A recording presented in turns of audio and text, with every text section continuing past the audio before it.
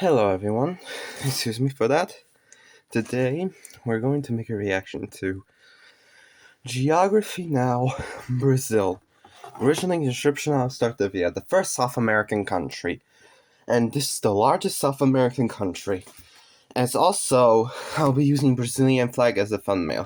So Brazil is Alright one of then. the largest countries in the world. Obviously, I won't be able to cover everything within about 10 minutes. I'll try to do my best. But in the meantime, soccer, monkeys, Amazon, Ronaldo, and samba songs, capoeira, and I thought Ronaldo was from Portugal. And attractive people that kind of have like tan skin. Oh, come on, guys. You knew that was coming. I knew it because similar just like in Japan and Germany. Alright then, let's learn about Brazil. That's a thing now. And after weeks of anticipation, okay, let's see how this will go. Video, and you know how we start these things. Let's dissect the flag. Okay, Brazil flag would be the thumbnail. The flag of Brazil has a green field with a yellow rhombus in the middle and a blue disc in the center. Right. 27 stars scattered throughout. I wanted to move out Brazil.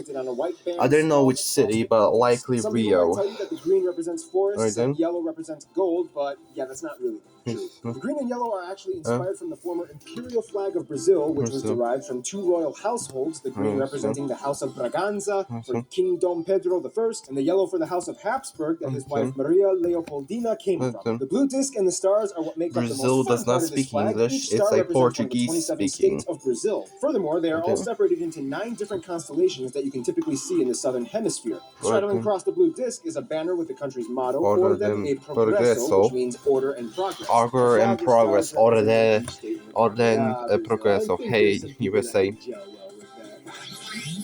Okay, never mind, let's focus here. Now here's where things get a little fun, because each section of Brazil kind of has its own little story. This is quite interesting. First, Brazil is the largest country in the South American continent. If you grew up in Latin America, you would have been told that both South and North America are together one continent, but for pragmatic definitional reasons, they're actually separate. South America as a separate entity, as its own continent. Brazil's domain stretches all the way from the Atlantic coast and deep into the interior of the continent. Brazil is bordered by every single South American country except for Ecuador and Chile. You could also technically say that Brazil borders France. Why? Because of this little guy, French Guiana. That's right, this is not a country, but rather an overseas territory of France. It's okay, raise your hand if you just learned that. You're learning. The country's capital is the aptly named Brasilia, located slightly inland. Rio de Janeiro used to be the capital until 1960s. And actually administers itself in its own federal district, much like Washington, D.C. Brasilia was actually built in 1960 as they were switching from the old capital, Rio de Janeiro. That's right, it's pronounced Rio de Janeiro, not Rio de Janeiro. Get it right, we're not in Mexico. This is Portuguese, not Spanish. This was done in an attempt to provide a more regional neutrality to the rest of the states in Brazil by centralizing the capital. Brazil is divided into 27 federative units, 26 of which are states, and 1 federal district, which is where the capital resides. Each state and region of Brazil has is not a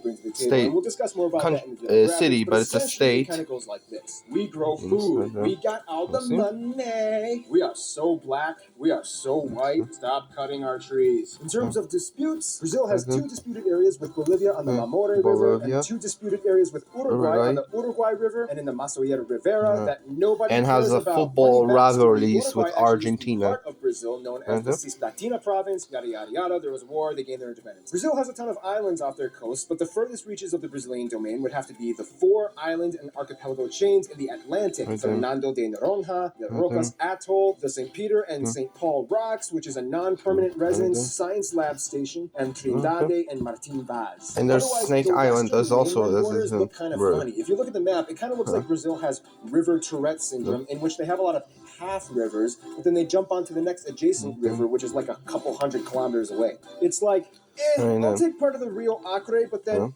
I'll cut through and make my way over to the Rio Puros. I'll take the Rio Santa Rosa, but then, I'll jump over to Rio Breu. This all had to do with centuries of disputes with the former empires, and today you have this massive piece of sovereign complexity. And that's just the borders. Wait till you see what's inside the borders.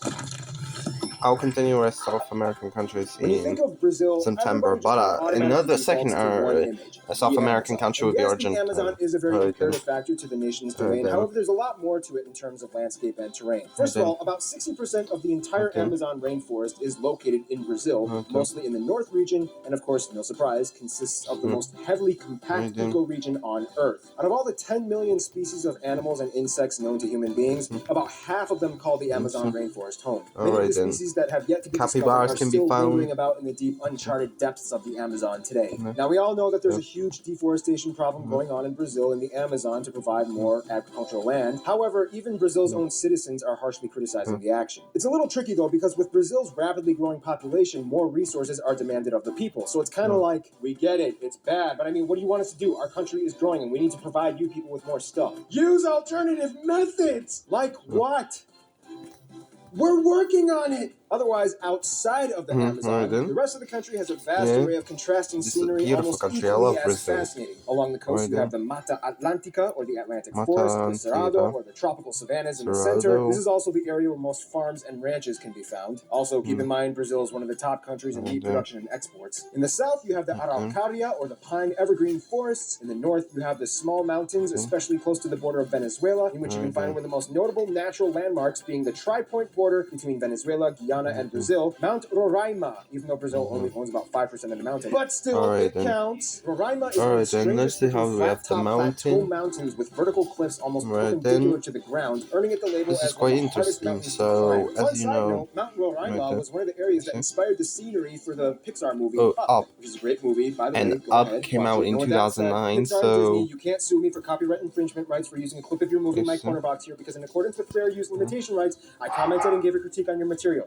Just letting you know, born you can't sue in me. One of the most 2008. I was 1 year old when the movie came out. country, though, would have to be the Yes, famous it's fair use. flooded deserts of Lençóis Maranhenses. This place, located on the north coast of the Maranhão state, is almost alien-like, as there are virtually no places like it on Earth. Essentially, it's a sand dune desert with abundant lagoons speckled throughout the entire region. Although it gets a lot of rainfall yearly, the area supports little vegetation and wildlife. Nonetheless, the area draws in thousands of tourists yearly, as it contains the almost paradoxical juxtaposition of elements in its scenery. It's not every day that you see a flooded desert. All right, let's talk about the Brazilian people. Okay, let's learn about Brazilians.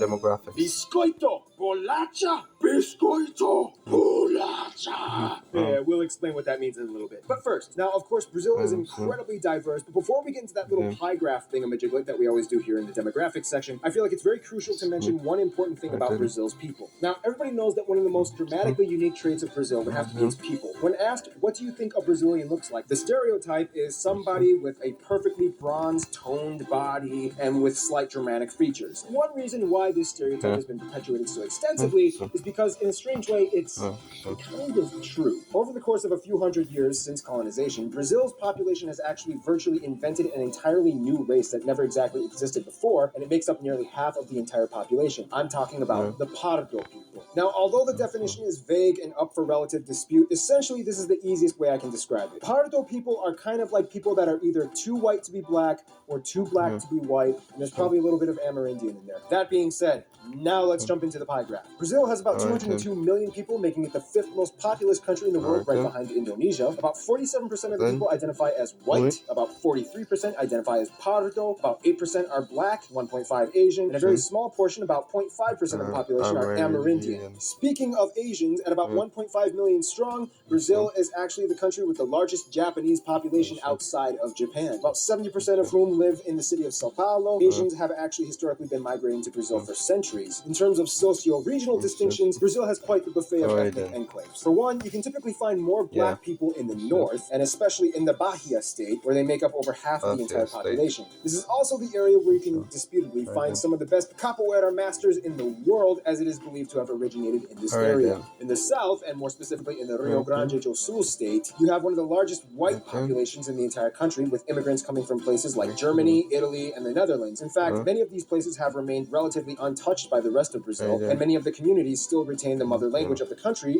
I mean, I could have moved out of Brazil. There's a joke in Brazil that nobody has met anybody from the state of Acre. It's so far and secluded that you may as well just call it North Bolivia. It's mine, Brazil! Nope, too bad. We won it in the war. It's still ours. Deal with it. And of course, you have the various native tribal groups. There are about 240 tribes that a little over 900,000 people claim to be a part of ethnically. The government has recognized 690 territories and reservations for these various people groups that make up about 13% of the entire country's landmass, nearly all of it localized in the Amazon rainforest. Brazil's governmental agency for tribal peoples has a list of about 80 uncontacted tribal groups that deliberately choose to remain disconnected from the rest of the world. The governmental agency speculates that there are still many unnamed, undiscovered tribes currently living in the vast, uncharted forests of the Amazon. Culture-wise, it really depends on where you are in Brazil, but everybody knows that Brazil kind of has a very vibrant way that they carry themselves out to the rest of the world. The center of culture, disputably, being Rio de Janeiro, and the economic capital being Sao Paulo. Most of the population lives within driving distance. I was told that Sao Paulo is the largest, not Rio, but I was correct. Rio would have been the Not second. everybody in Brazil loves soccer. In fact, many places prefer basketball, and skateboarding I was has so actually been a stupid huge thing for that's been thinking. exploding over the past few years. And no, not everybody has been to a carnival. Oh, and another thing, there's currently a war going on in Brazil. It's been very brutal. It's been going on for decades, and it's getting quite intense right now. I'm talking about the cookie war. In Brazil, people will ridicule you if you pronounce the word for cookie differently from them, and especially it's a whole Rio versus Sao Paulo thing.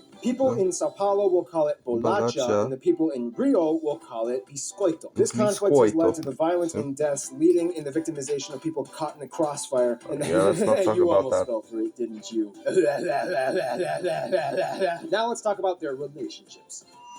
Let's learn about the friend zone quickly. Now, Brazil kind of gets along with everyone, but he's kind of like that friend that ventures off and does whatever he wants while you wait in the hallway until he comes back from doing whatever he's doing. First off, pretty much all of their neighbor nations get along with them, although Argentina has a huge competitive hatred for Brazil when it comes to soccer. But all of that aside, they have good relations and trade policies. Then, just like mentioned before in the Angola video, they get along with other nations of the former Portuguese Empire, like Angola, Mozambique, Sao Tome and Principe, Cabo Verde, and so on. They even get along with Portugal and have no bitterness towards the former colonization. Now, when it comes to the U.S., for centuries, they've been good friends and have a deep history of trade and alliances. However, recently, Brazil has been kind of diddle-doddling off, making friends with other people that kind of give the U.S. the old shitty eyes. We have Russia and China. Then we have Venezuela and Cuba. Brazil has sided with the Venezuelan government more in the past few decades and has built a $1.5 billion port in Cuba. Then we have Iran. Recently, Brazil has been testing the waters on attempting to build ties with them, although they haven't really improved much recently. Nonetheless, Brazil is quite the popular guy. Not many people dislike Brazil, except for maybe the Brazilians in Brazil that may complain about their own country's administrative affairs, but that's a lesson you'll have to learn by talking to an actual Brazilian person, not me. Plus, we're almost out of time. In conclusion, Brazil is so much more than just the Amazon and soccer, and we didn't even scratch the surface of Brazil in this video.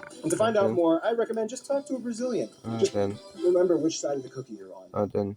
Stay tuned. Brunei is coming up. Goodbye. I'm going with biscoito.